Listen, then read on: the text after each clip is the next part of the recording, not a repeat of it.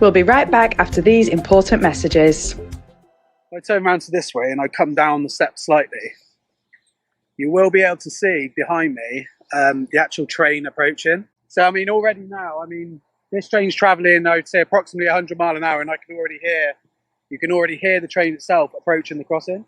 Yeah, which is why it's important to cross safely, isn't it?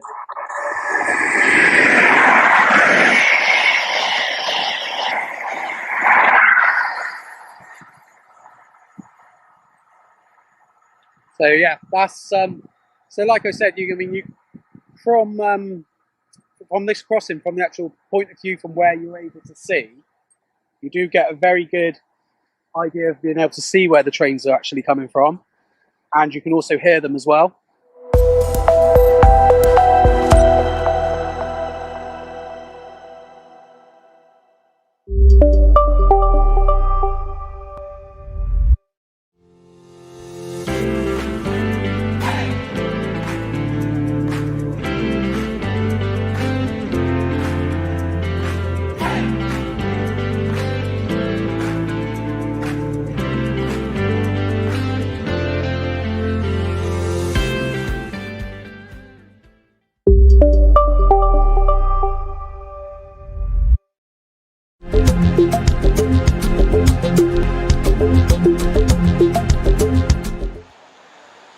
Understanding that there is a skills shortage, we've taken the view that we need to grow our own, so really strong emphasis on apprentices and graduates. I started last September and I've done a variety of things including winter, mainly for the operations team. They help me out, they show me different ways of doing things and they just work as a team together, like a big family. It's really good. Some of our apprentices have gone into engineering roles. Investing to new apprentices, to young people, I think is very, very important because you bring fresh ideas, you bring the passion. We understand that we'll need to go further in the future in reaching out to the communities as part of Cheshire East Council's Connected Communities strategy. We want everybody to know exactly what's going on the network.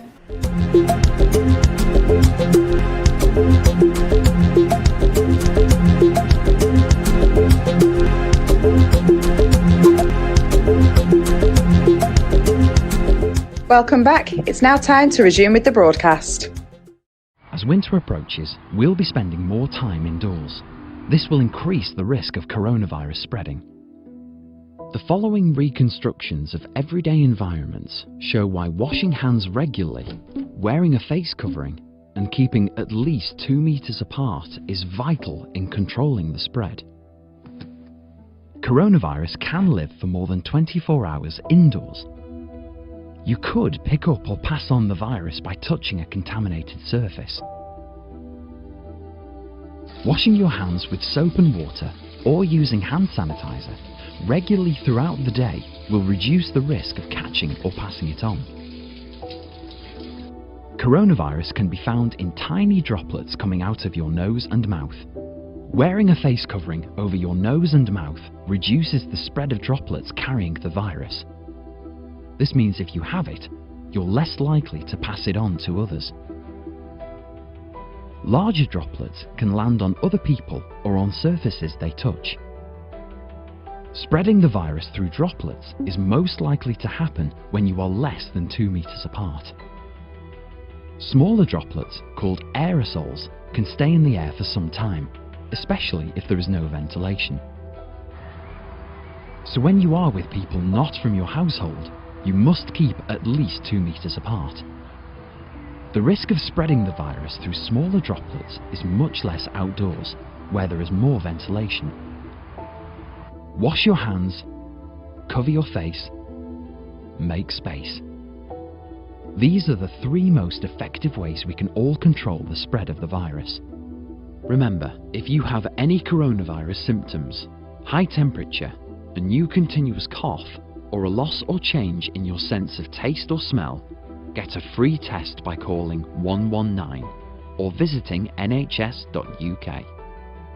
Together, we will control the virus and stop the spread. Don't forget, hands, face, space.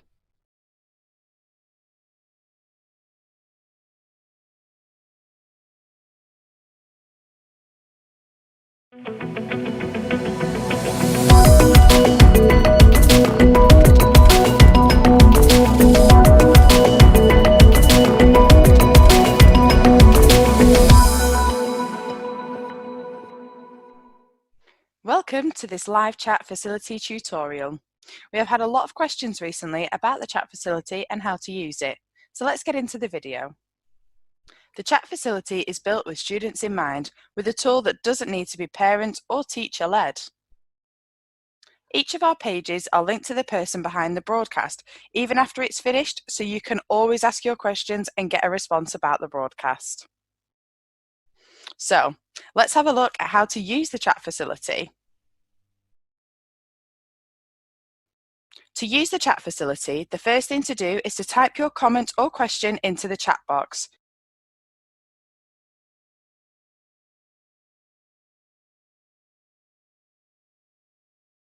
You can now enter your screen name. Your screen name will show when you type your question or comment. Now you will see the chat facility ask for your email address. As I mentioned before, each of our pages are linked to people from the organisation who can reply to your questions. You can enter your email address, which will not be shared with anyone, to get a direct response from the people behind the broadcast. If you do not want a direct response, then click the button at the bottom. People behind the broadcast can still respond to you if you don't provide your email address. This just means you may have to come back to the page to check the response. To type your question, simply click on the chat box. You will then see two symbols appear. The @ symbol will mean your comment or question will be posted publicly for others to see. The email symbol means your comment or question can be sent directly to the person of your choice from the list that will appear. You can now speak to the people behind the broadcast and ask any questions you may have, or check out our partner pages to see the companies we work with who you can speak to right now about their current vacancies. You can also check out our careers page, which connects you to employers. Our live chat service is linked 24/7 to employers from a wide range of sectors, all waiting to hear from you. You can leave a question about how to produce a professional CV or how to prepare for interviews, anything work related, and one of our businesses will respond to you directly. You can also access a wide variety of live interactive broadcasts and video on demand with the live chat support on all pages. Now this bit is for the parents, guardians and teachers. The best bit about the live chat facility is that it is completely moderated, so you don't need to worry if your young person leaves a silly comment, as it will only show on their screen and no one else's. Another great thing about the chat facility is that it is GDPR protected, so no information is shared with anyone else. We will protect all email addresses and will never share personal information of the young people. If you have any questions about the chat facility or the Learn Live channel, please use the email us icon at the top of the page. Thank you, stay safe and stay tuned.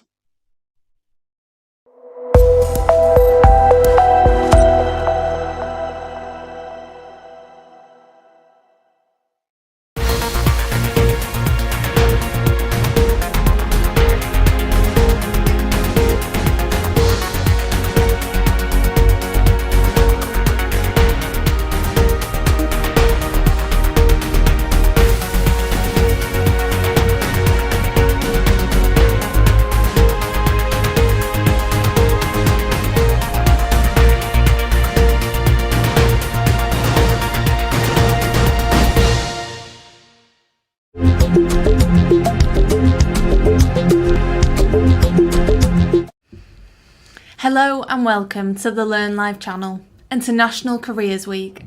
Today we are with the Environment Agency for another episode of their week-long broadcast about all things careers. We are kicking off today finding out all about graduate opportunities within the Environment Agency and what is out there waiting for you. But first, before we begin, Please remember that if you have any questions, please use the live chat next to the video player. If you leave a question on the chat, one of our speakers will get back to you as soon as possible. So now, I'll be handing over the rest of the broadcast to Pam Reynolds, the Education to Professions Advisor at the Environment Agency. Over to you, Pam.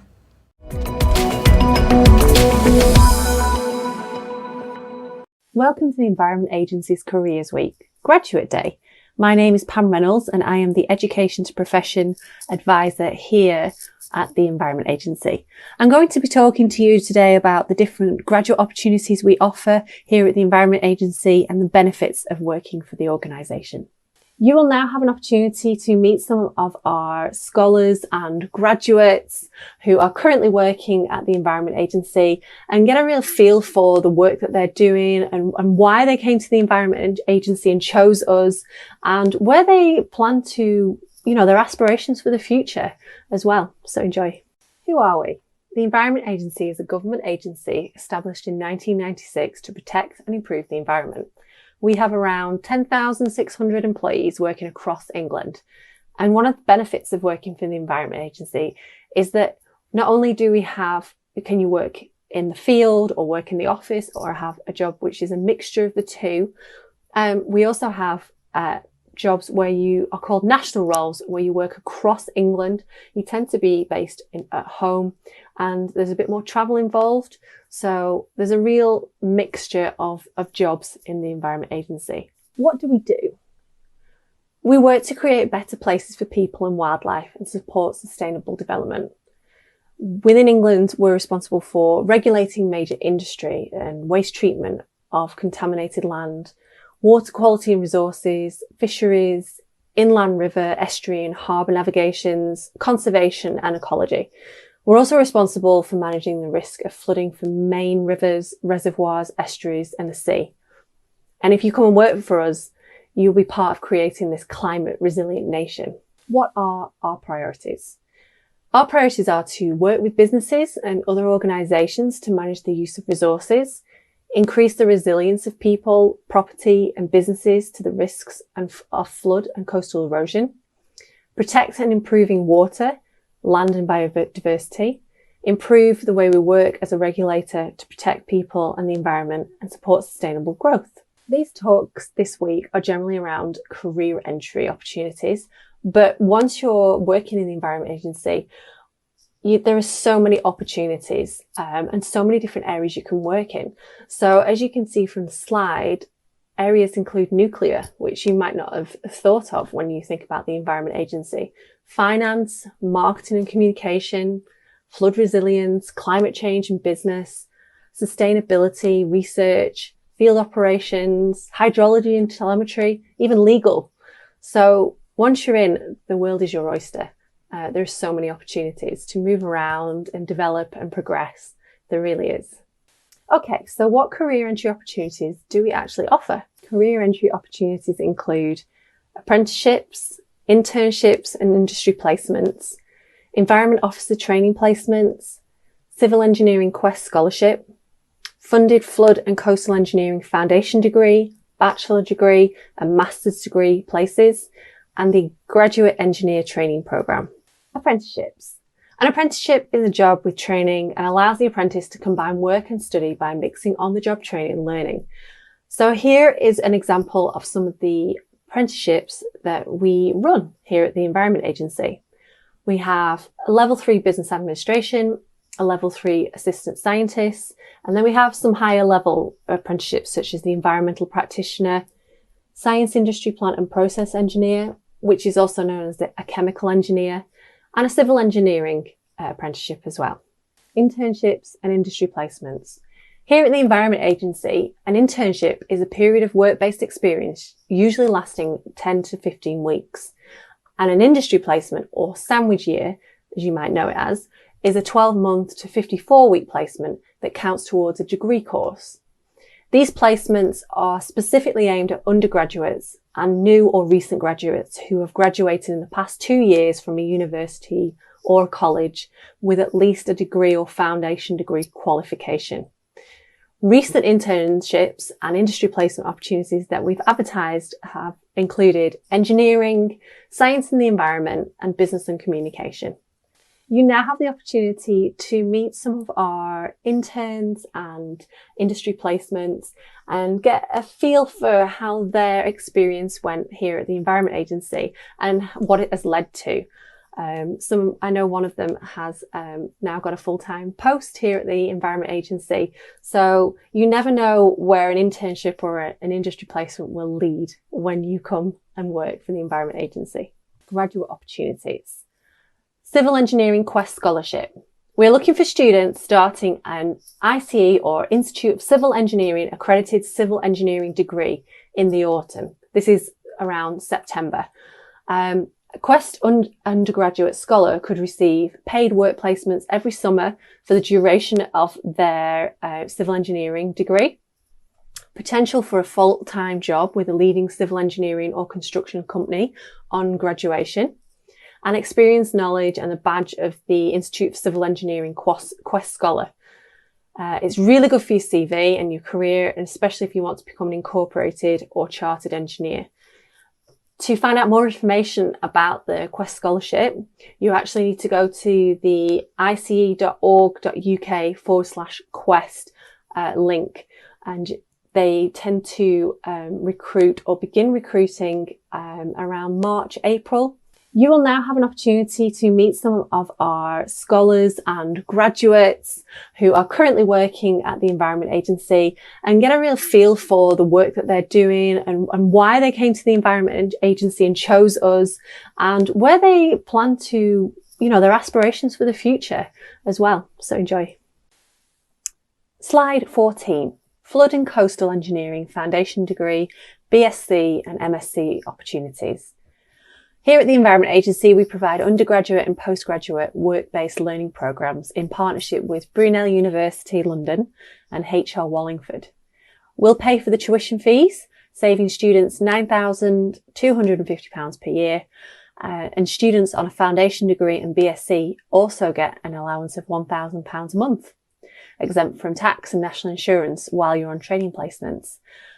For more information about these opportunities, visit the Brunel University website, which is brunel.ac.uk/flood and coastal engineering, or you can email the Environment Agency directly, emailing face@environment-agency.gov.uk. Graduate Engineer Training Programmes. We're looking for graduates every year with an MEng degree in civil engineering or equivalent. It's also essential that the degree is accredited by the Joint Board of Moderators, JBM, as satisfying the academic requirements of becoming a chartered engineer. We offer a very competitive package with a range of benefits and the opportunity to make a real difference to the environment. And in addition, we offer flexi time and helping you to achieve your work-life balance. We advertise these on the Environment Agency website, or you can, and through our job site, which we'll find out at the end of the broadcast, or you can email gradengineers@environment-agency.gov.uk. Environment officers. So, being an environment officer is one of the most important roles at the Environment Agency. Environment officers regulate everything from waste management sites to farms and other agricultural land management activities across a range of urban and rural sites, all of which may impact on the local environment. If you come and work with us at the Environment Agency as an environment officer, you will receive the necessary training and development to ensure that you have the skills needed to perform the role of an environment officer to a very high standard. This will include a mixture of job training, mentoring, e-learning and some structured classroom-based learning sessions, which overall take about 18 months to complete. You will now have the opportunity to meet some of our very own environment officers and learn why they chose to come and work for the Environment Agency as environment officers, the kind of training that they've undergone and what they hope to achieve and moving forward in their careers. Enjoy.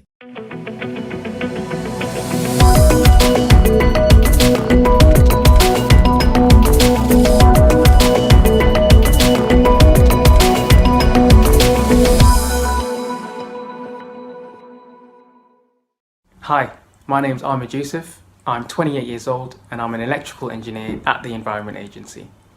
So I work in the MICA team at the Environment Agency, which stands for Mechanical, Electrical, Instrumentation, Control and Automation. So my role entails being responsible for the design and maintenance of our flood risk management assets, specifically where we have electrical and mechanical equipment. So for example, pumping stations, which might be used to transfer water from a river when there's sort of high levels from rain or whatever it might be, and pumping that over to perhaps a flood storage area to protect the properties downstream from flooding. There's also various other assets that we look after, water control structures such as gates that regulate the river level, and also different outfalls and generators and drives and motors and pumps. So it's quite interesting. So the route I took to get into the role that I'm in today was firstly through studying electrical and electronic engineering at university. So after graduating with a master's, I then went on to work at the Environment Agency on their MICA graduate scheme. So this was a structured scheme that's accredited by the Institution of Engineering and Technology. And once I've sort of went around the business for a few years through various rotations, I then was able to apply for the role that I'm in today through the experience that I had on the graduate scheme. I chose to work at the Environment Agency for a couple of reasons. So firstly, I'm passionate about climate change. I want to do something in my career that can help influence that for the better. And with sustainability obviously being the core of what the Environment Agency do, it just made total sense for me to work here. The second reason that I chose to work at the Environment Agency is the impact of the work that we do. So whilst the engineering side is fascinating, you could be involved in pumping stations or reservoirs, etc. But actually what you realise is the impact of the work that you do is directly influencing how people might feel, right? Because you're protecting people's houses from flooding, you're protecting farms, you're protecting various different companies and businesses and business owners, and these have like severe impacts. Flooding affects a lot of people, so being able to work into that sort of sector to protect those people is very rewarding. So those were the two main reasons. So the benefits of working at the Environment Agency are huge, right? So firstly, you have incredible support throughout. So once you join the Environment Agency as a graduate, for example, you are allocated a mentor. So this is a chartered engineer within the business, so in the same sort of function that you're studying. So whether that be civil engineering or electrical or mechanical, for example. You also have access to professional development advisors. So these are experts that help us develop as the entire graduate community within the Environment Agency. And you'll also get to know each of your graduates throughout your stay on the scheme. In addition to that, there's obviously a lot of roles and a lot of secondments, should I say, that you'll be exposed to. So working around the business, working on different functions, it's an exciting way to build not only the depth of your knowledge but the breadth of your knowledge and your experience, and then it allows you to be that more complete engineer when you come out of the graduate scheme. So I've been fortunate enough to have been given many opportunities whilst I've been working at the Environment Agency. So for example, on the MICA graduate scheme, I had various secondments, so not only in the engineering department but also in our asset management department, so looking at sort of investment and the bigger picture of the entire asset life cycle, as well as sort of the design and maintenance, right? And also working at the directorate, so this is sort of influencing how the entire organisation works through national standards, and even external secondment, so working with our contractors to do some detailed design. I've also been fortunate enough to have done both national and international work with the Environment Agency. So the Environment Agency is a core member of ISTORM, which is the international network of storm surge barriers, and as well as the Environment Agency, there's Rijkswaterstaat, who are the Dutch Infrastructure Authority. You have the US Army Corps of Engineers, and you also have the Venice Water Authority, as well as various other members, such as the South Louisiana Flood Protection Authority, right? And I was able to get involved with ISTORM through the EA and work in New Orleans, where we reviewed the hurricane and storm damage risk reduction system that was built by the US Army Corps of Engineers. So that was a great way and a great opportunity to not only learn and provide sort of our input from how we operate and manage our assets to help them improve how they manage their assets, but also take some of that learning back and share that knowledge between our partners. So that's been a fantastic opportunity. So my aspiration for the future is to continue to develop the depth of my engineering knowledge, but also to hopefully move into some more leadership roles where I can get involved in perhaps the high level projects that can influence the work that we do on the ground. I would certainly recommend working for the Environment Agency. Like I said, the support is second to none. You'll basically have access to our professional development advisors, your mentors and your fellow graduates throughout your journey, so you're never alone. But also you'll be given responsibility, so you'll learn, you will lead, and yeah, I think you'll do a fantastic job working here. So I'd certainly recommend it.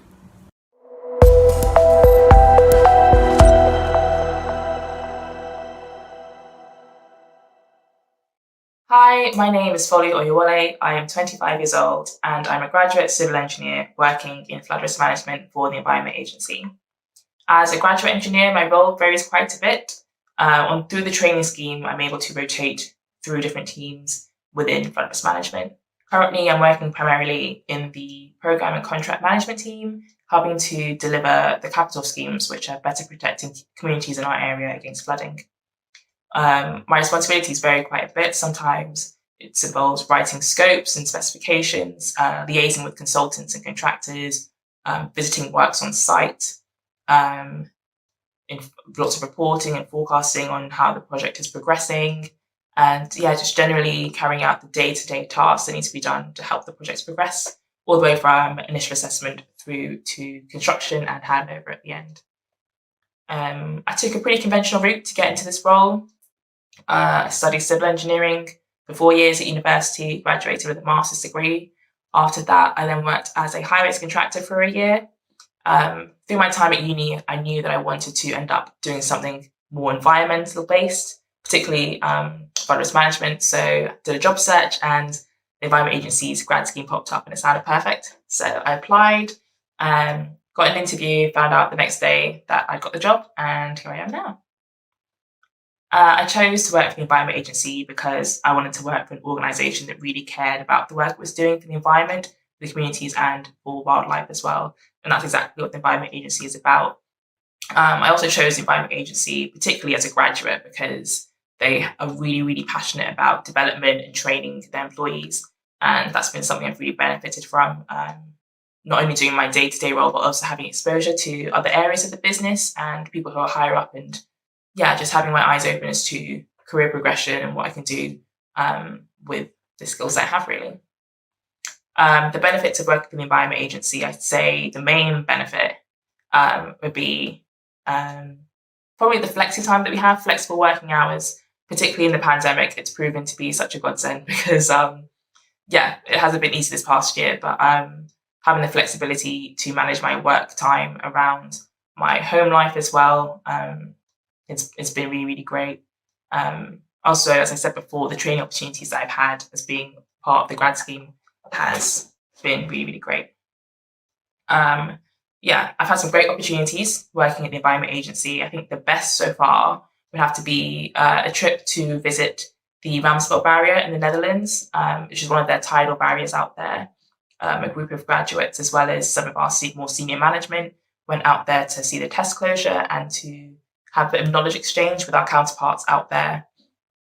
Yeah, honestly, great experience. I learned a lot, not just in terms of technical engineering skills, but also just communication skills and learning from other people. Really, really great experience. Also, as part of the grad scheme, I went on an external placement on a construction site. So I worked as a site engineer there for 6 months, multi-million-pound project, a massive highways bypass project, alongside a flood alleviation scheme project. To have that kind of opportunity this early on in my career was amazing. So yeah, that was a great opportunity that I had. In terms of my aspirations for the future, the main thing I'm working on right now is becoming a chartered civil engineer. Quite close to it, I hope. Hopefully, end of next year, I'll be sitting my review. Past that, I do really want to continue doing the same kind of work that I'm doing now, working with the Environment Agency to really keep on making people more aware of climate change and helping to mitigate any of the risks that we have associated with that is going to become more and more important as time goes on, because essentially the carbon's there, we've got to deal with it. So I look forward to kind of helping to come up with solutions with that. It's a big challenge, but I really want to be part of it. I find the work so fulfilling, and I want to keep doing it. If I'm able to do some more work on an international scale, I've done some work outside of work relating to international development. So I'd like to also see how I can keep that going as well. Generally, I would definitely recommend working for the Environment Agency. They've been so supportive in my own development, in my own well-being, particularly this past year. I keep on saying it, but it's been so important to have an employer that really understands that each individual is different, we all have different circumstances, and be able to bring like your full self to work is great. I've had some really, really, really great colleagues as well who are really supportive. So I definitely would say it's a great place to work.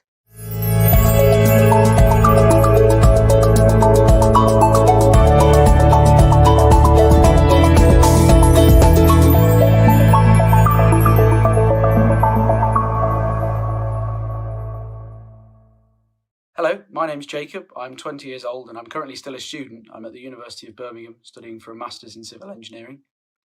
Currently I have a scholarship with the Environment Agency in conjunction with the Institute of Civil Engineers. So that involves them giving me a bit of money towards my degree and me undertaking some summer placements during each of the summers that I'm off university. So during the past 2 summers, my role has been based in the asset performance team at the local office. During my time, I've helped out on various ongoing projects, completing scoping documents for maintenance of flood defences and planning of flood defences and ground investigations as well. So that involved visiting the assets or the sites in question, taking quite a lot of photos and going through documents that relate to the previous work that's been going on, like the building of the assets or previous maintenance. I've also done some surveying whilst I've been there, various other bits and pieces, learning about the regulations that need to be adhered to throughout the projects. So as I've said, I currently have a scholarship. So my route getting to the Environment Agency, I applied for the scholarship before I started at university, and when I was still doing my A-levels, and I went down to London for a big interview day. I was interviewed by a number of companies, and then at the end of the day, I was matched up with the Environment Agency. And the reason I chose the Environment Agency is mainly because the environmental focus throughout the company, it's really clear working there that protecting and preserving the environment is at the forefront of everything that's done, from what is delivered at the end of a project to sort of the day-to-day working in all the offices. And I think a lot of the work, it makes a real difference to so many people's lives up and down the country, particularly the flood risk management side, which is where I've been working, and that's something that I've always wanted to do. So it was nice to be a part of that. In terms of the benefits of working for the Environment Agency, there's a number of benefits. A lot of services like health and wellbeing services. There's childcare voucher schemes. There's other benefits and discounts relating to finance, fitness, leisure, shopping, and travel as well. So there's a lot there. So I've been given a lot of opportunities whilst I've been at the Environment Agency, mainly to go out of the office and see some large flood defence assets either under construction or have already been constructed. One example is Thames Barrier. So I got to go down there and have a look around there, and had a good presentation from a few of the people who work on it. And I also went to a large pumping station which is going under quite a big sort of refurb in North Lincolnshire, close to my local office. So that was really interesting as well. I've also been able to work with people from different offices all over the country. In particular, last summer we were all working online from home, and I was doing quite a bit of work with the other students who have the same scholarship as I do at other universities. So that was interesting as well. I think my main aspiration for the future, I'm not really looking too long term at the moment. I want to join the engineering graduate scheme at the Environment Agency after I graduate, and then work use that to work towards becoming chartered. And it's a good way of doing that. Having spoken to numerous people on it, they say it's good, and you get a lot of opportunities on that as well. Working in different offices, different teams, and different companies as well, all to gain the knowledge and experience needed to become chartered. So that's good. And I think just to finish, I definitely recommend working for the Environment Agency. You know, I've really enjoyed the 2 summers I've spent there. I'm looking forward to going back there this summer. And out of everyone I've spoken to, no one's ever said a bad word about working there. And that's always like come off really positively for me. And it's another main reason as to why I want to go and work there after I graduate. Thank you.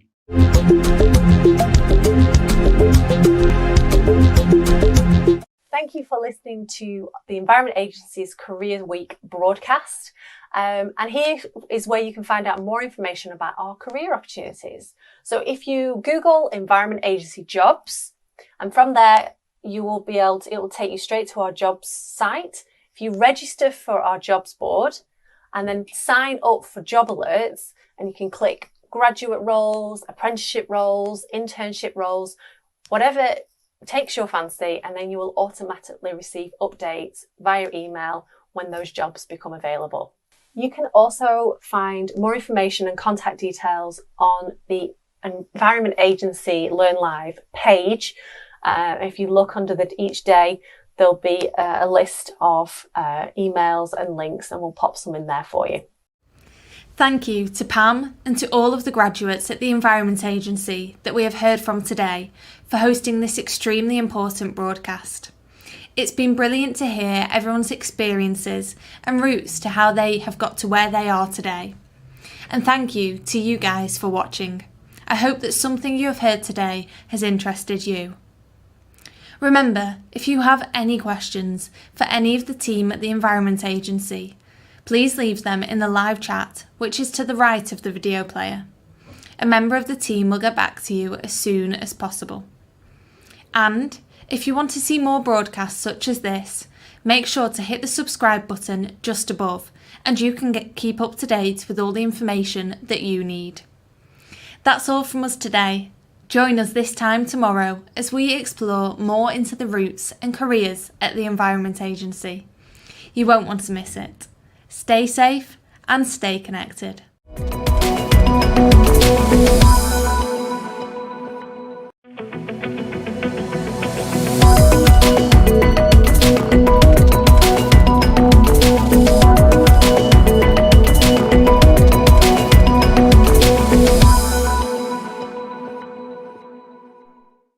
Welcome to this live chat facility tutorial.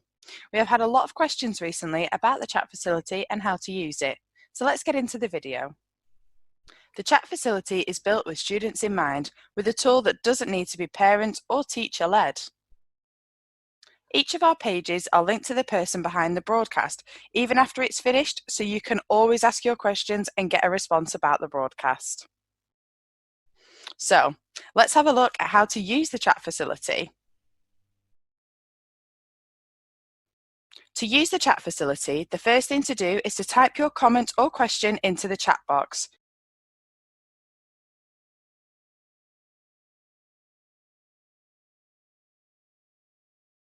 You can now enter your screen name. Your screen name will show when you type your question or comment.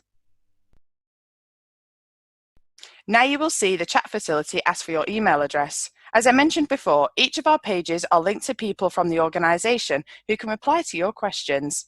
You can enter your email address, which will not be shared with anyone, to get a direct response from the people behind the broadcast. If you do not want a direct response, then click the button at the bottom. People behind the broadcast can still respond to you if you don't provide your email address. This just means you may have to come back to the page to check the response. To type your question, simply click on the chat box. You will then see two symbols appear.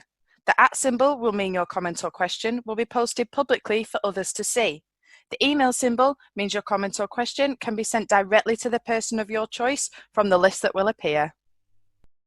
You can now speak to the people behind the broadcast and ask any questions you may have, or check out our partner pages to see the companies we work with who you can speak to right now about their current vacancies. You can also check out our careers page, which connects you to employers. Our live chat service is linked 24/7 to employers from a wide range of sectors, all waiting to hear from you. You can leave a question about how to produce a professional CV or how to prepare for interviews, anything work related, and one of our businesses will respond to you directly. You can also access a wide variety of live interactive broadcasts and video on demand with the live chat support on all pages. Now, this bit is for the parents, guardians, and teachers. The best bit about the live chat facility is that it is completely moderated, so you don't need to worry if your young person leaves a silly comment, as it will only show on their screen and no one else's. Another great thing about the chat facility is that it is GDPR protected, so no information is shared with anyone else. We will protect all email addresses and will never share personal information of the young people. If you have any questions about the chat facility or the Learn Live channel, please use the email us icon at the top of the page. Thank you, stay safe and stay tuned.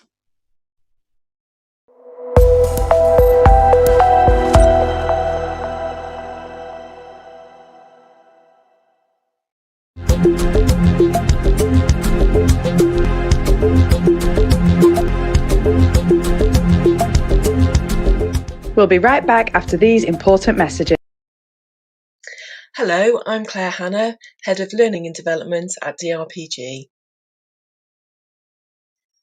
So within DRPG, there's many different stepping stones that individuals can take.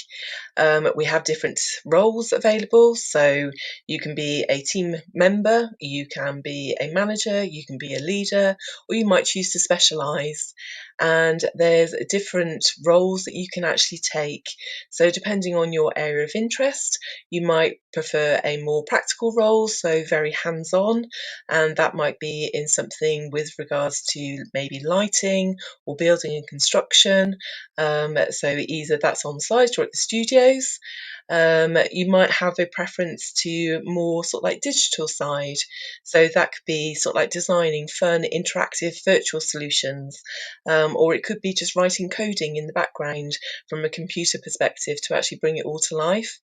Or you might have an interest in film, so that could be something to do with like the sound technicians, or sort of like being behind the camera, or maybe being a producer.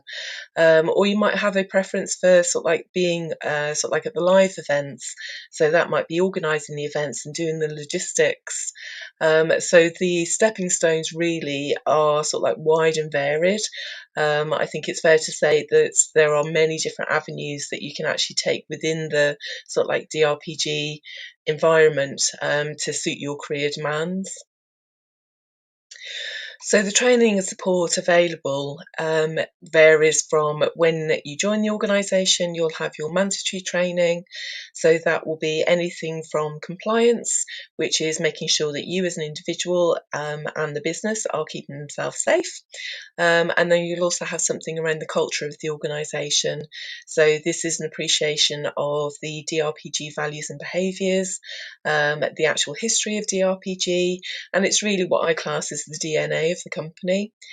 Once you've sort of like found your feet, settled in your role, then we will have discussions with you about your own personal development plans. So thinking about actually what skills and knowledge you require, and looking at how we can actually give you those that information, and thinking about what experience you actually need and of how to adjust and how to adapt to that. Also then you'll have everyday training skills, so whether that be around communication, presentation skills, influencing, and then sort of like moving up to that leadership and management type activity. So there's lots of scope for different things. We do different methods, so there's sometimes classroom based, sometimes it's e-learning, sometimes it's self-directed. It's a really blended approach, and we ask people to obviously work with others. So there's lots of opportunities to really pick up on the development support available for you. So the advice I give for anybody looking to progress within the creative industry is, first and foremost, be curious. I think explore what's available, see those opportunities, and actually ask lots of questions and listen to those responses and those expertise who are working in those areas. I think seek out opportunities, look at what you can move into, and don't be closed to think that actually because you joined in a certain area, you then feel that that's where you have to stay. And I think for me as well, network, really build strong relationships with people, because that will give you some really good insight into all of those opportunities to help you progress further in your career.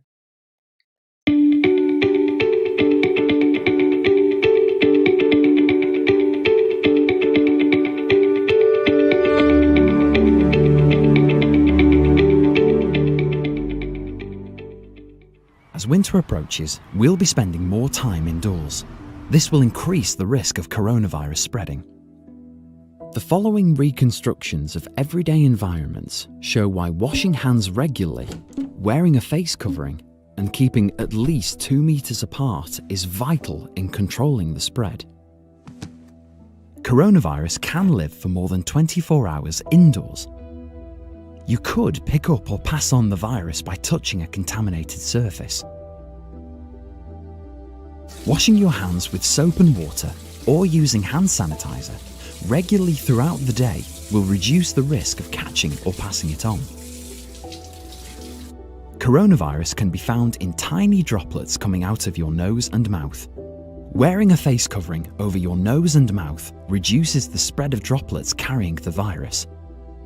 This means if you have it, you're less likely to pass it on to others. Larger droplets can land on other people or on surfaces they touch.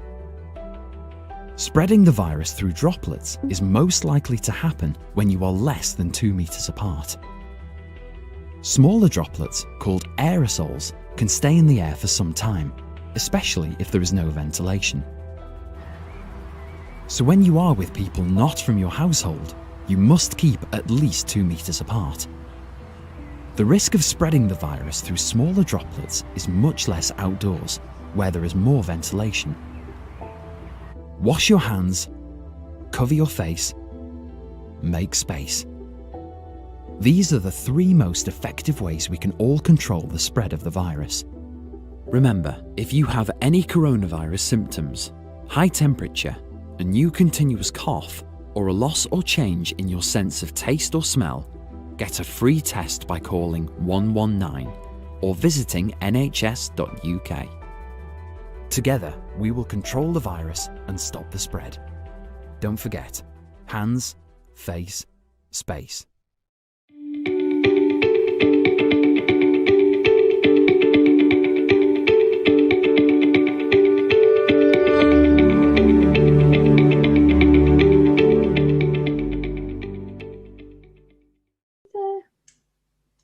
Okay, so we're recording. I'll edit some bits out as well. The dog barking mostly. So I'll just do a quick introduction. So today we've got Leonie and Jamie from Staffordshire University. Leonie is studying psychology and Jamie is doing games design. And they have both very, very kindly offered to give us a little bit of an insight into what life is like as a student normally. But also during this very unusual time with the pandemic. So thank you both for joining me today. Are you both well, healthy, happy? Yes, thank you. Yes. Yeah, doing all right. Yeah, good. Jamie, you mentioned you had to isolate for 12 hours, was it? I was very lucky. I got told because I'd gone around someone's house. Obviously I was social distance and all that, but after like a society meet, and we'd gone around someone's house to get a takeaway, and one of their housemates had been showing symptoms for like 3 days and didn't think to mention it while they were sat in the room with us, which was nice. It was great. So I got a message saying, "Hey, my housemate's been showing symptoms." So I wasn't doing great anyway, because COVID had stopped a lot of stuff for me that I quite enjoyed, and it became quite difficult. So it was kind of like the final nail in the coffin for me. I was sort of just, ugh, and got into bed. And then went to bed. And I woke up to a message saying, hey, the test came back negative. I was like, oh, yeah. That's good. That's good. And good for your friend as well. I'm glad all is well.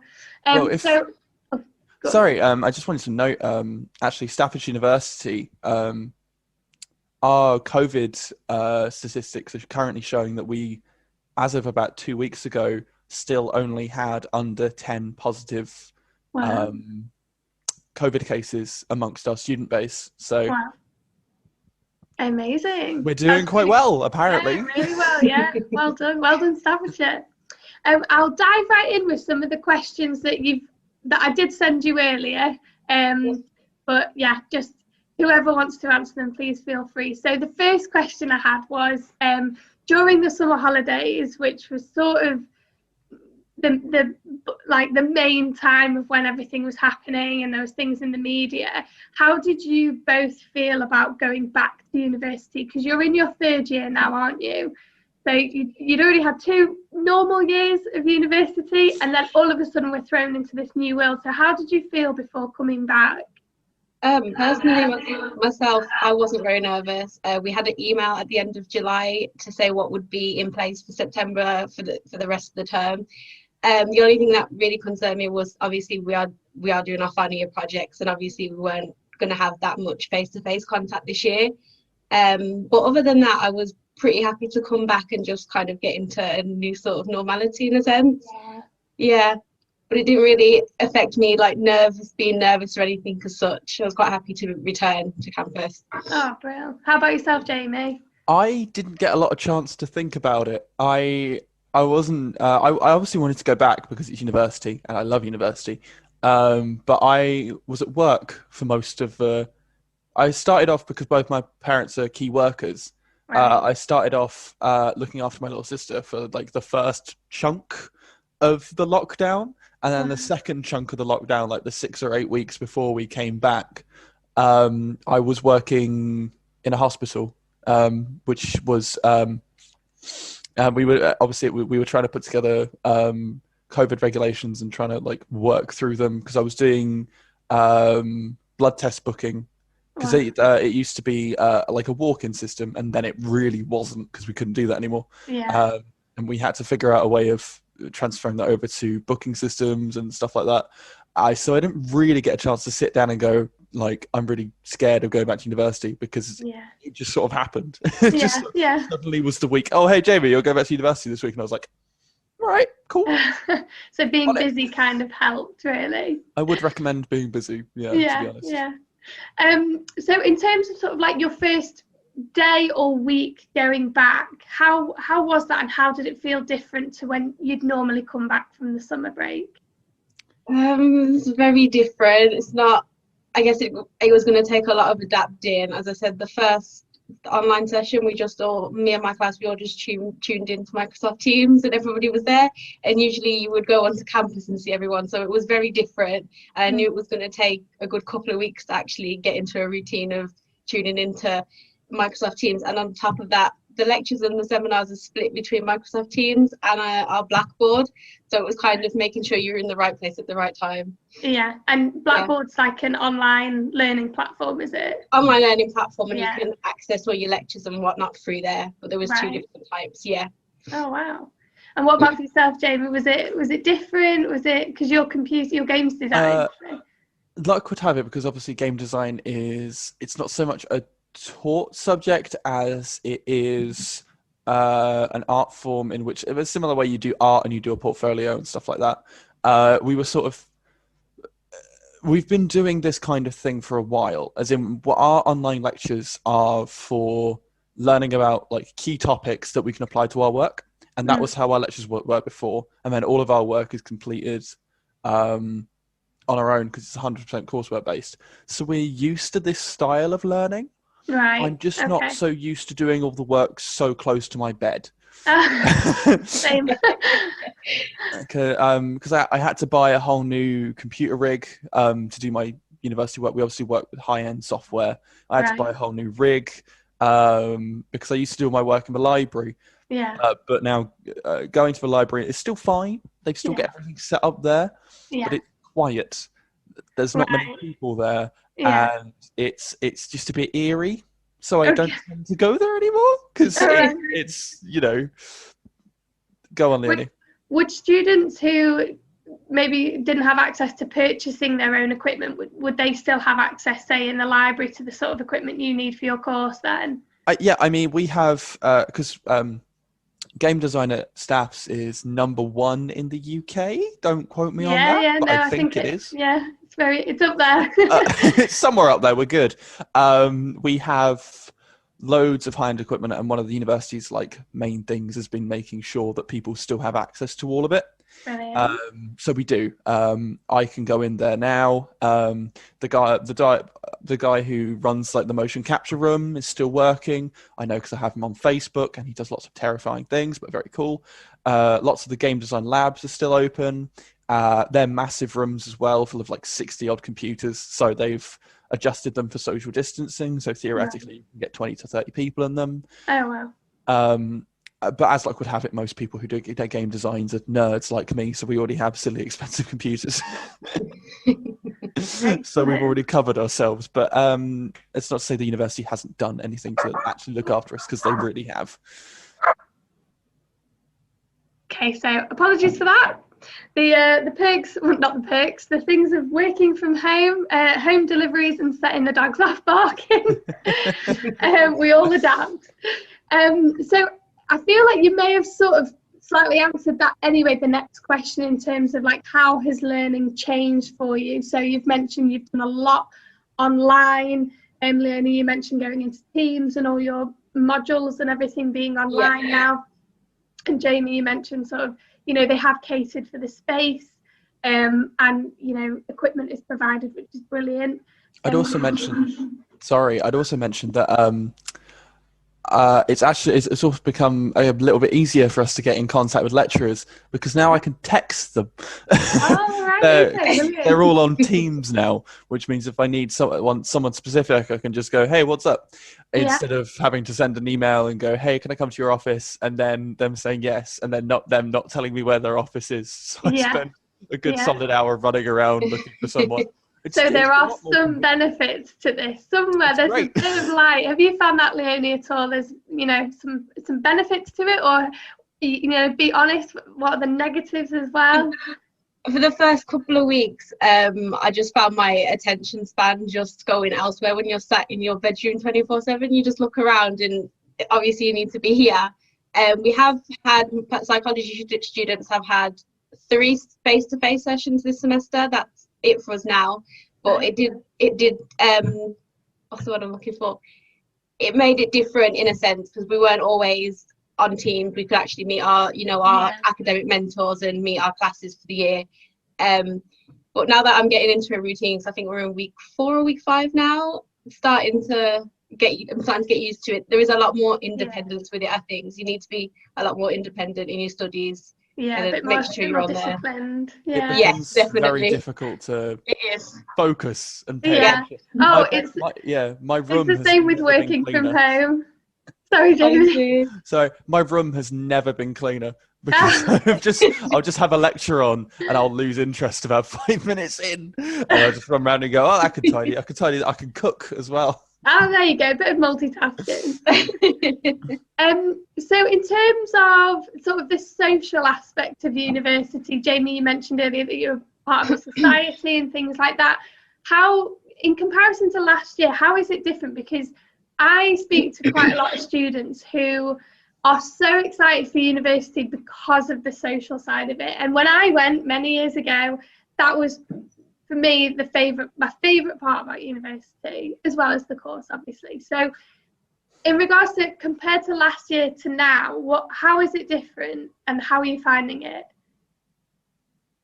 Do you want to go, Leonie? Because I'm not really part of a society as such. Sorry, excuse me. I think a lot of it this year, and correct me if I'm wrong, Jamie, is online from what I gathered. I've seen, because I know each year they have a big society fair and freshers fair. Obviously this year I was made aware that it was online. So if you did want to tune in and find out what societies the uni had on offer, you could go there. And I do believe societies have tried, because I do have, I think the African Caribbean Society on social media, and I know that they've tried to put events on. Obviously, some events can't work as good as they would have before the pandemic, because obviously you have to socially distance. But yeah.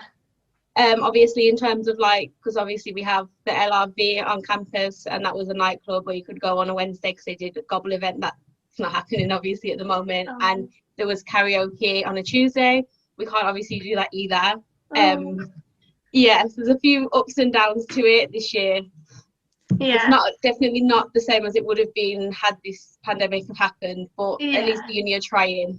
Exactly. And I see that as well, because I'm based at Chester University, and I see that there is a way of adapting and doing things online and things. Leonie, how about things like your social bubbles as well? How does that work?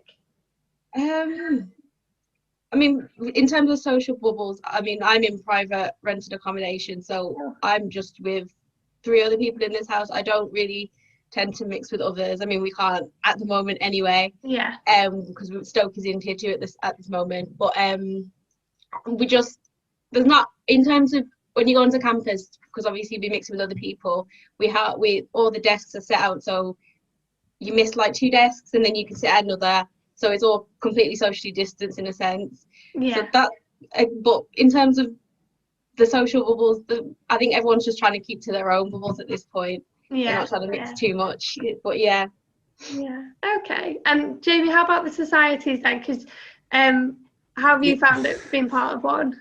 I'm part of a few actually. So I'm part of Myth, which is our nerdy society, so like D&D and board games and stuff like that. And up until like tier 2 happened, because obviously Stoke-on-Trent went from tier 1, which was nice and jazzy, you could basically do whatever as long as you were careful, to tier 2, which is like you're never allowed to see anyone again. Especially me, because I live alone.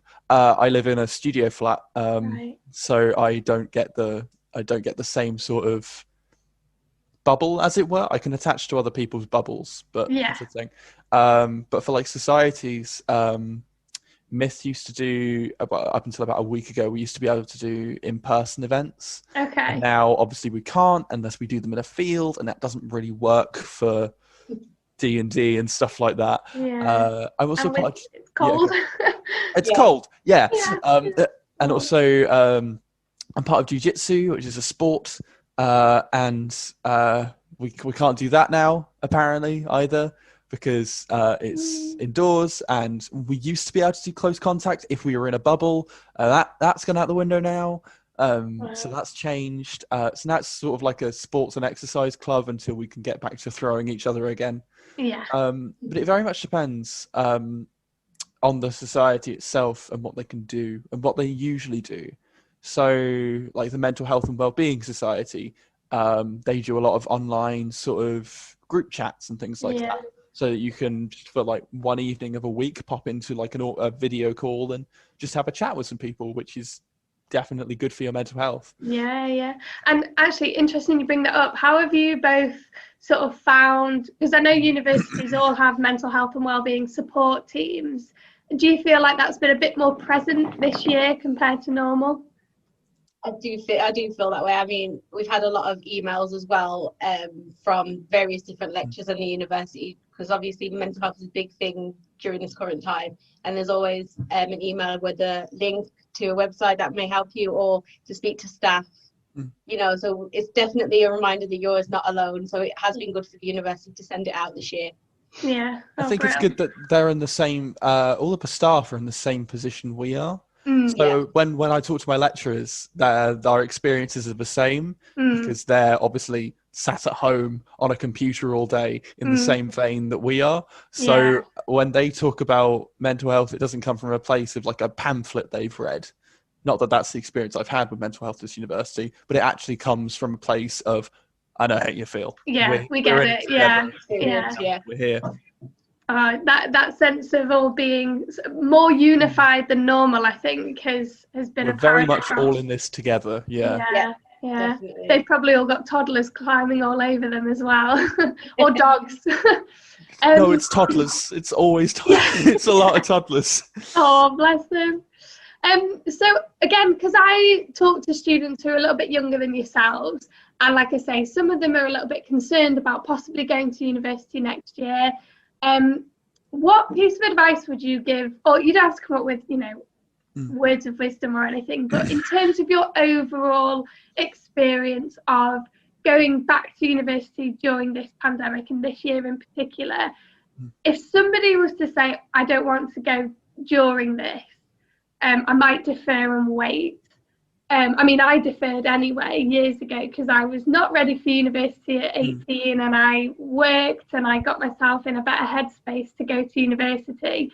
But in regards to how it's been different for you this year, if someone was wanting to put it off a little bit, has it affected you so much that you would be like, yeah, put it off? Or what would you say to that student? Unless you want to go first, Leonie. No, you go. That's fine, Jamie. What I would say is that with my experience of actually being in this pandemic and still doing university at the same time, is that not only do I have a new level of respect for the work that I can produce, I think once I go to employers and actually start talking about the work I've done during this pandemic, they will also be impressed because, for example, we have a part of my course called Junior Senior, which is where third years and second years are put in like a big game design team and we make a game together. It all happens on our third semester, and our third semester started when COVID started. Right. So instead of doing game design in a nice cushy lab with the other 30 odd people around me that I can just chat to, I did actual proper game design, as in learning new things, putting together stuff on my bed at home in Essex on my nan's laptop, which she dragged out of somewhere because I didn't have the tech to do it, while working collaboratively online, which is something none of us had ever done. And I can sit in an interview and say that I've done that.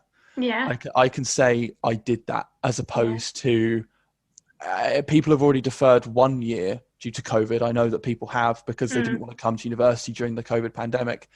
If you defer 2 years, like that's, obviously if it's for your personal reasons and if you just think you can't do it, that's fair. But if you're not coming because you think, oh, I won't be able to go out, I won't be able to do the normal university stuff, I'd say come along anyway.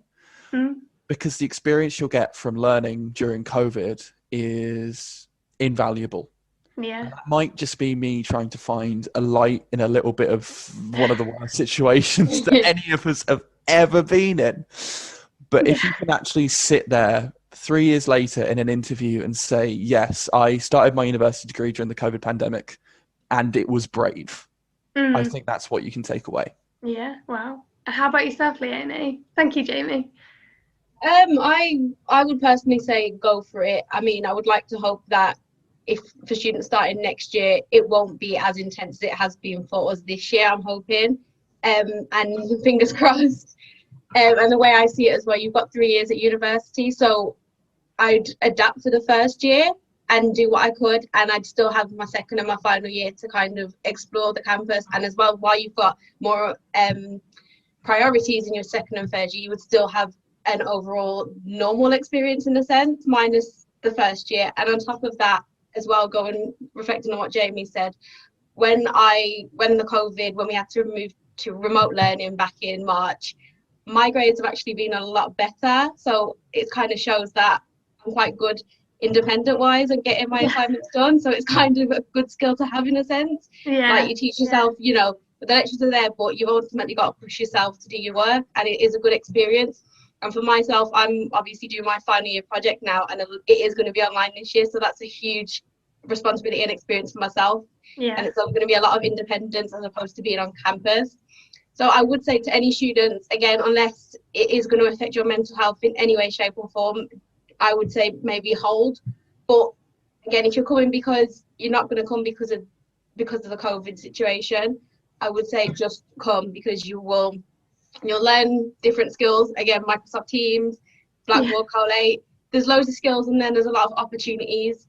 But I would like to hope for any student starting next year, it won't be as intense. Yeah, as it has been this hopefully. year.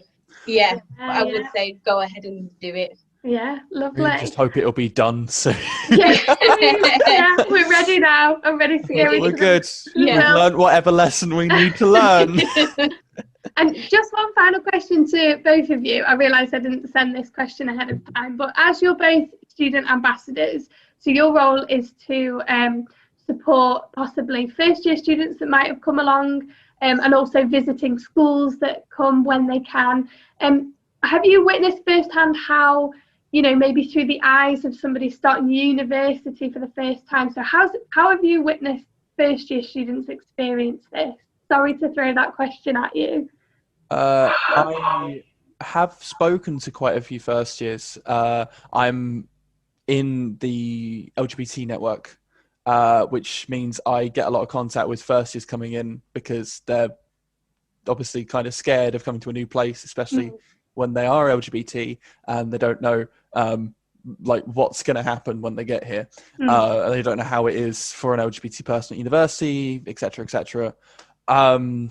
They have been lonely. They've been lonely and they've been scared. But in all of them, I've seen this sort of spirit to keep going, to sort of find their place at university despite COVID, despite the fact they can't go out and see people, the fact they can't go clubbing, the fact they can't do things that the freshers really ought to be allowed to do on their first year of university, because it breaks you in, it gets you calmed down and sorted out for university, and they can't do that. But they have found their own ways of getting to grips with university, and it's admirable, really. I look back and I don't know if I could have done it. Because first year it was a difficult time for me, and I took a lot of it was a lot of my friends supporting me at university that got me through it. But they have done it very well. They've been here a month and 2 weeks now, and they've settled in. They're doing classes and stuff, doing well. Brilliant. How about yourself, Leonie? Have you witnessed or spoken to any students? I actually spoke to a group of psychology new students a few weeks prior to starting university. A lot of them were because a lot of them were mature students, and I think they were more concerned in a sense of juggling uni around childcare, and obviously they wouldn't be allowed to be on campus. So there was a lot, I had to really reassure and make, because they were very concerned about the level of support they were going to get off lecturers as well. And while you can't contact your lecturer, see them face to face, they're always available on email and whatnot. And again, as a first year student, once upon a time, it is hard. So I know when we had Freshers Week, there was a wellbeing officer there that was, introducing what was available for you. Because myself, I said I was going to stay at uni for 2 weeks without seeing my family, and I went home after 3 days because I was homesick. Yeah. So I just feel like support is important, and with the students this year, it's been a lot of just ensuring that support is available for them, because a lot of them were concerned we weren't going to have as much opportunities as, say, me and Jamie have had in our years at uni. But yeah. If you are coming to university, my mum had a very good tactic for this, because she's done it once before. She drove me up here because I actually live in Essex, which is about 160 miles away. She drove me up here and she dropped me off and said, right, you're here now. You're going to settle in, and you're going to settle in because we're not going to come and visit you for 3 months. So good luck. Tough love approach. Very much tough love. I do love my mother. But it is a good tactic, because you won't do well at university if you don't settle in and do so independently. Yeah. There has to be that coming out of the comfort zone, doesn't there? A lot of your mental health as well, I think, from my experience, it will get better if you are self-organizing. So if you're going and get your food, if you're going and sorting out your classes, if you're waking yourself up on time, if you are in control of your routine, it is the independence that will keep you going. So do that. Your parents don't necessarily need to abandon you for a month, but It definitely helped. Yeah, or equally, if you want to go home after 3 days like Leonie, you know, Yeah. whatever you think is best. I wouldn't urge that, because now looking back, I could have stayed and it would have probably been better for me. But at the same time, everybody does what's best for them. But in a sense, as Jamie said, if you gain your independence, I would say once you move here, look around the area, you get to know what's around you, and ultimately that, you know, you help yourself settle in then, and you think, oh, I can locate all the local shops, go for walks, and I think it just helps your mental health in a sense, because you know where you're at. And again, talk to your housemates. If you're going to live in accommodation in your halls, talk to your housemates, get to know them, because ultimately that's your support bubble. When you come home from a long day, they're going to be there. Yeah, very true. I can tell you, years down the line, one of my housemates in my very first halls of residence was my bridesmaid. So I think they become your family and your support system. Yeah. You find your people quite quickly, because everyone is looking for their people. It's very rare that anyone comes to university knowing people here. It's true. Yeah. Especially at Staffs, we are relatively small as a university. We have about 14,000 students, but that also accounts for people who learn online. So actually on campus, everyone kind of has a vague idea of who everyone else is, or at least knows them slightly. For example, I used to be a barman at the Students' Union before obviously COVID, and then we had to, there's no club nights going on, so I don't get to dance around pouring pints. But everyone sort of knows me as, oh, that's the ginger fella from behind the bar, which is lovely. It's really nice to be known and part of the community, and it doesn't take much for that to happen. Because we're very welcome. The reason I came here is because when I came here, everyone was really friendly, and I was very scared 18-year-old little baby coming to university and going, I like it here, but I am terrified. And then everyone was very friendly. All the ambassadors were lovely. My lecturers were great. They were enthusiastic, and that's really what convinced me to come here, is that it was nice. There was a community. I wasn't going to be alone no matter what I did. Yeah. All I had to do was take one step out my door, and I'd be having a conversation with someone, or you'd see someone that you vaguely knew, and you can just roll with that. It's a lot nicer than a lot of the bigger universities, I think. And I don't know, from what Jamie said, you don't realise how small of a world it is until you come to university, in particular this one, because I've met people. I live with one of my housemates who actually lives up the road from me, but I would never have known that unless I moved to uni. It is very, one of my housemates in halls of residence went to the same college as me. I never met them personally, but it is just strange when you come here and you think all these people are around you, but you would never have met them unless you came to uni. I keep on getting messages from people back home saying, "Hey Jamie, how's Staffordshire University?" And then they turn up the next year and they're now here, and I'm like, "Oh, that's a thing I did. Nice. I hope they like it." So you are the influencers.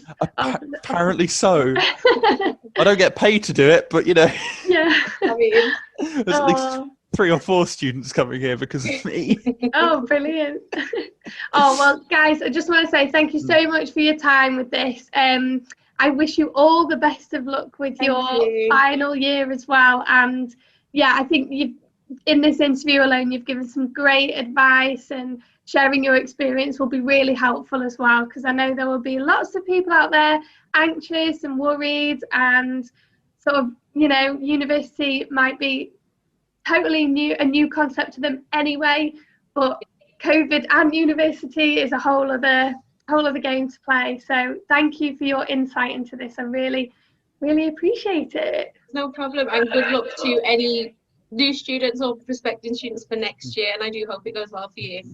Yeah, good luck. Come along to one of our online open days. Yeah, the virtual one. They are so fun, honestly. And it's actually they're good quality, so pop along. Yeah. You can talk to us and ask any questions you may have.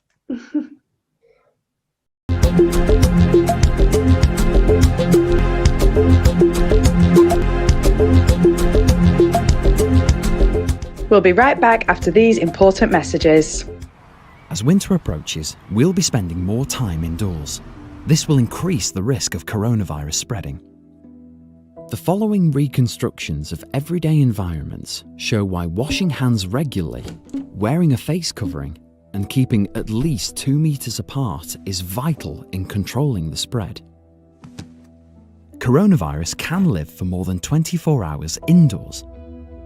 You could pick up or pass on the virus by touching a contaminated surface. Washing your hands with soap and water or using hand sanitizer regularly throughout the day will reduce the risk of catching or passing it on. Coronavirus can be found in tiny droplets coming out of your nose and mouth. Wearing a face covering over your nose and mouth reduces the spread of droplets carrying the virus. This means if you have it, you're less likely to pass it on to others. Larger droplets can land on other people or on surfaces they touch. Spreading the virus through droplets is most likely to happen when you are less than 2 meters apart. Smaller droplets, called aerosols, can stay in the air for some time, especially if there is no ventilation. So when you are with people not from your household, you must keep at least 2 meters apart. The risk of spreading the virus through smaller droplets is much less outdoors, where there is more ventilation. Wash your hands, cover your face, make space. These are the 3 most effective ways we can all control the spread of the virus. Remember, if you have any coronavirus symptoms, high temperature, a new continuous cough, or a loss or change in your sense of taste or smell, get a free test by calling 119 or visiting nhs.uk. Together, we will control the virus and stop the spread. Don't forget, hands, face, space. For it to actually happen on your station, on your shift. That day will never leave my mind. I wasn't alive for 7 minutes. I feel like I won't be able to show my body again because of my scars, and I feel like I'll get judged, and I don't really want to be judged because people can be quite nasty about things. Just always think that no one was ever gonna love me again, like how they did before. And I'd always think I'm never gonna be like the old me again. Sorry. I want to get the message out that there's dangers out there. You need to care for yourself and know that there's consequences for the actions that you do take. Because it doesn't just impact you. One small thought can save all the pain that you can put yourself and your family through. Sometimes I feel lost, said the boy. The past few months have been hard on everyone, including our kids. Isn't it odd? We can only see our outsides, but nearly everything happens on the inside. What is the bravest thing you've ever said? Asked the boy. Help, said the horse. Every Mind Matters will help you find what's right for your kids, with tips and advice to help you support your child's mental well-being during this time. Whether it's listening to them talk about the challenges they're facing or helping them develop skills to cope with their emotions, supporting your children's mental well-being can help them boost their mood, feel good about themselves, and be ready for life's challenges. Sometimes I feel lost, said the boy. Me too, said the mole. But we love you. And love brings you home. Visit Every Mind Matters today.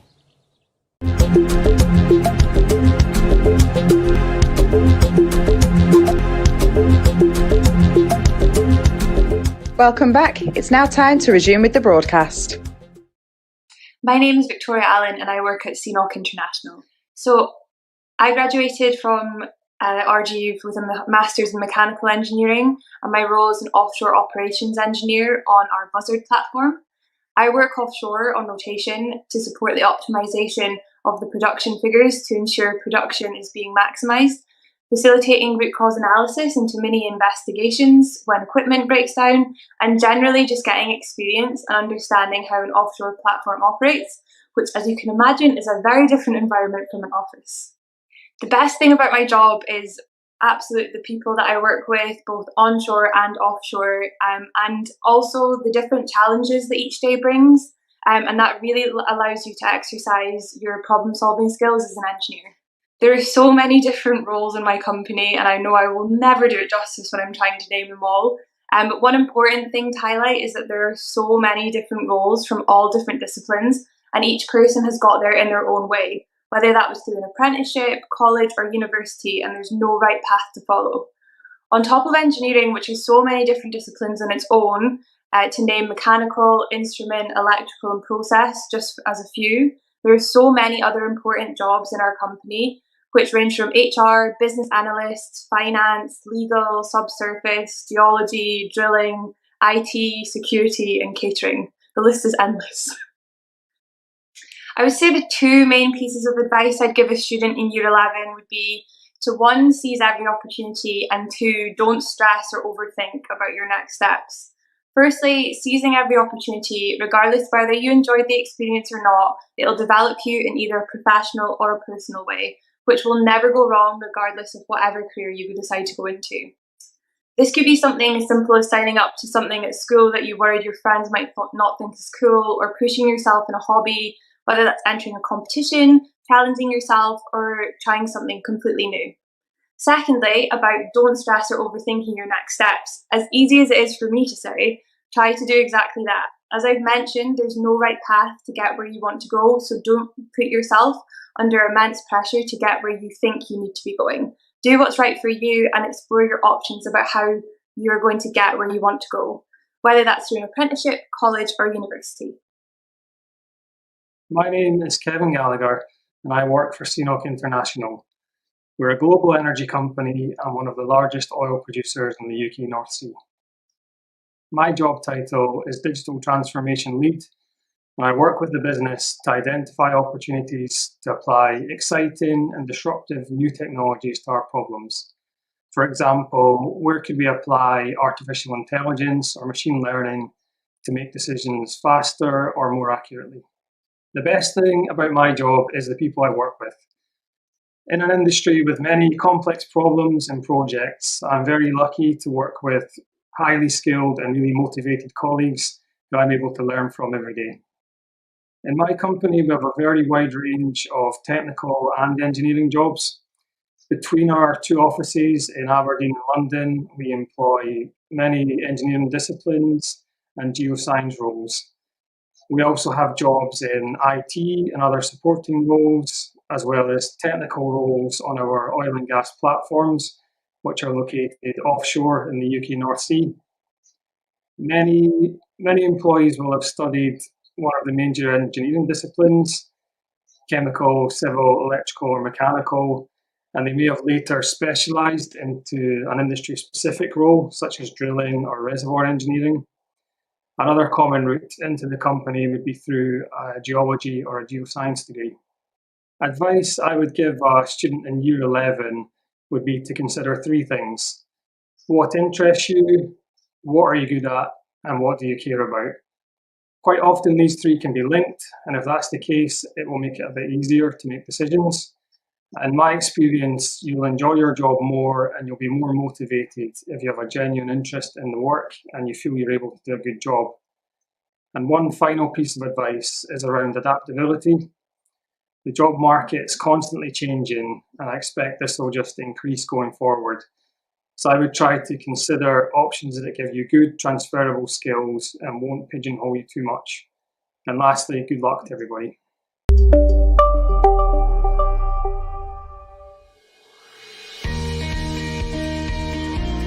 Hi, my name is Biljana Balkanska.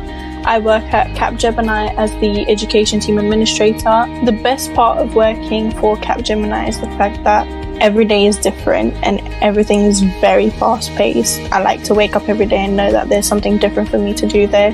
I do have a passion for helping young people in education, and my everyday job revolves around that. We try to give young people as much experience and opportunities, whether that's online or in person, as we can. I got the information and advice from